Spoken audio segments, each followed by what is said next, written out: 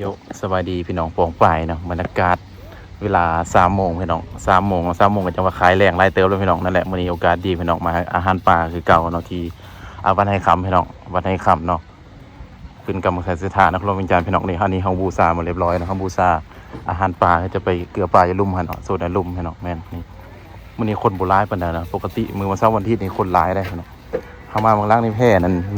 อยู่พุ่นเนาะแต่เพิ่นเปลี่ยนนั่นน่ะคือจะย้ายเนาะย้ายแพ้มาไปพุ่นเนาะมาบางล่างหันแพร่ตัวนี้ก็ย้ายมาฮีคือเก่าให้เนาะเนี่ยนี่เบิ่งนี่โอ้ยลุมปลาลายเลยจะลุมเนาะคุณคนก็ได้จากเลิกงานแต่ว่ายังบ่เลิกกันเวลา3 โมงยังบ่เลิกแล้วพี่เนาะ3 โมงแล้วเนาะเด้อได้ฟังเฮ็ดฟังธรรมในเฮาเนาะตัวนี้เนี่ยเพิ่นน่าจะเฮ็ดใหม่เนาะตัวนี้เนาะเฮามานี่มันบ่เป็นพื้นแบบนี้เนาะน่าจะเฮ็ดใหม่เนาะแม่นปลาก็หลายเด้อบริเกลือหน่อยอีกจังน้อยให้สักเกลือเบิ่งเนาะโอ้สุดลายก็เป็นปลาสะเทียนปลาอย่างไรแม่นสุดลายนะ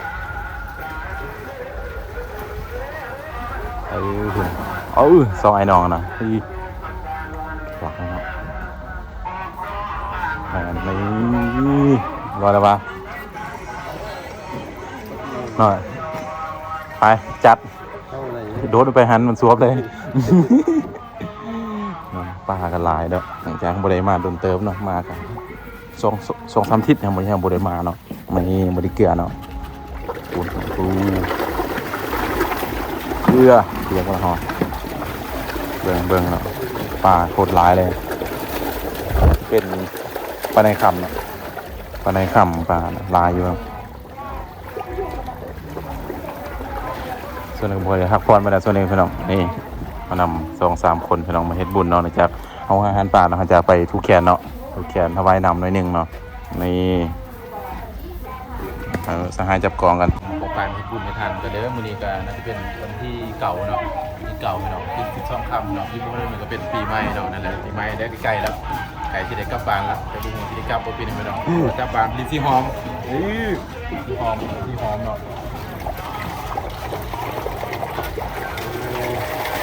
ที่ผมบอกว่ากินได้คนจะกินได้บ่ที่แบบโอ้ทานน้ำมันเนาะ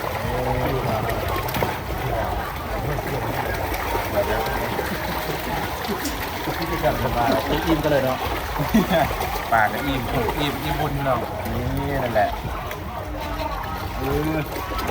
แป๊กก็มูเราไม่ต้องการนี่ตัวแป๊กอะไรที่เป็นแป๊กก็มู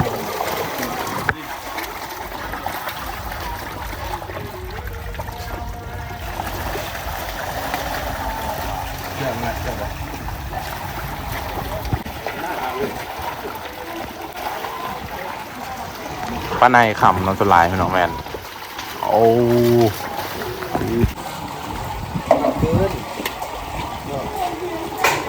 โอเคพี่น้องปองไปวันนี้ก็มาเฮ็ดบุญเนาะพี่น้องในจากเอามือพักเวียกพักงานพี่น้องบางคนก็กลับบ้านพี่น้องกลับบ้านไปยำพ่อยำแม่นั่นแหละโอกาสปีใหม่อีกบ่พอเขาได้มือพี่น้องอันนี้ก็12 ค่ำมือวันที่เก่าพี่น้องมื้อนี้ได้วันนี้วันที่เก่าค่ำเก่าคูณในนั่นแหละนี่สิมาเฮ็ดบุญเนาะพี่น้องเฮ็ดบุญในเนื่องเนาะหลังจากเฮาทานอาหารป่าแล้วเราจะไปถวายน้ำดื่มแน่นะครับหลายอย่างเลยพี่น้องหลายอย่างเนาะอันนี้ก็มาวัดให้คำนะอีกบ่ฮอดมือบางทีคันใดอยู่เวียงก็สิไปแถววัดศรีเมืองนี่พี่น้องแล้วก็แถวศรีหอมพี่น้องไปทายให้ทุกคนในเพิ่นได้ชมเนาะศรีเมืองนี่แล้วก็วัดใดๆวัดที่เฮาเคยอยู่หั่นแหละพี่น้องไปหลายๆวัดหลายบ่อนเฮ็ดบุญเนาะหลายวัดหลายบ่อนก็ได้บุญหลายพี่น้องนั่นแหละเบิ่งเด็กน้อยผมเก่งนั่นลอยข้ามน้ำเนาะแบบรุ่นนี้แบบบ่ใส่ยางเลยรุ่นนี้เลยบ่ใส่ยางเพิ่นยังลอยมือเปล่าเนาะผมเก่งตัวนี้นะจะเป็นบึ้งพี่น้องบึ้งนี่มันเสื่อมกับคลองนะคลองกันหน่อยคลองอันนั้นบึ้งมาที่บึ้งขัดหลวงเนาะจะสอดอยู่บนเนาะแล้วนี่โอ้เล็กหน่อยผมเก่งคุณ